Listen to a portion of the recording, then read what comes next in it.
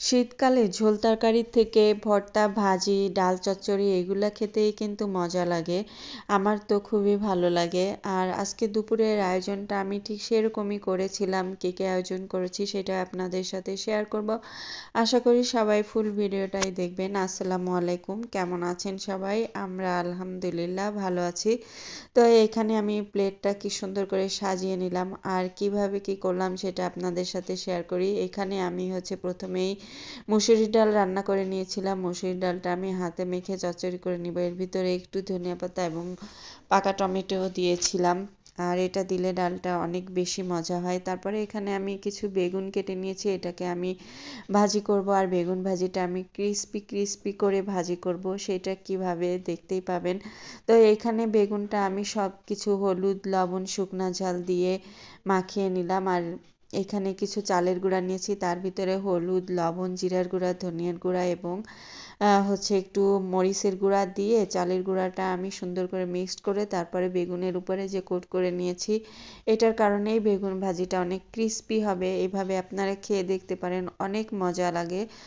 আর এটা আসলে মনে হয় যে ভাতের সাথে না এমনিতেই খেয়ে ফেলি, এতটা মজা লাগে। তো আমি এখানে কিছু শুকনা ঝাল ভেজে নিলাম। আমি একটু আলু ভর্তা করব সেই জন্য। আর সেই তেলের ভিতরে আমি বেগুনগুলাও দিয়ে দিলাম।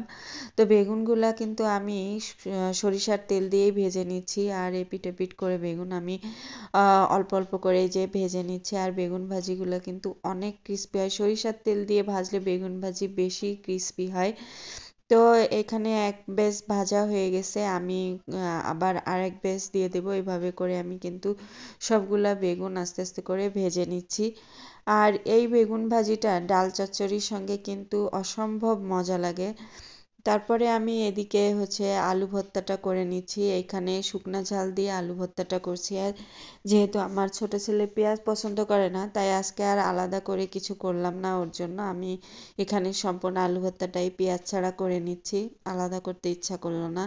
তো যাই হোক, আমার আলু ভর্তাটাও কিন্তু করা হয়ে গিয়েছে। আর এদিকে আমার বেগুন ভাজিটাও হয়ে গেছে, দেখতেই পাচ্ছেন। আসলে ভিডিওতে ভালোভাবে বোঝা যাচ্ছে কিনা জানি না যে কতটা ক্রিস্পি হয়েছিল।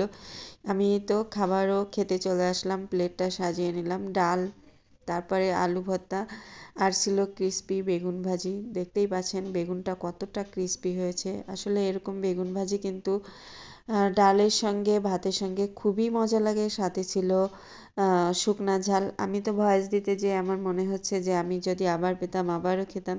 তা আপনারা এভাবে বাসায় ট্রাই করতে পারেন, খুবই মজা লাগে। মাছ মাংস থেকে কিন্তু কোনো অংশে কম ছিল না। তো আজকে এই পর্যন্তই। সবাই ভালো থাকবেন। আমি খেতে খেতে বিদায় নিলাম। আল্লাহ হাফেজ।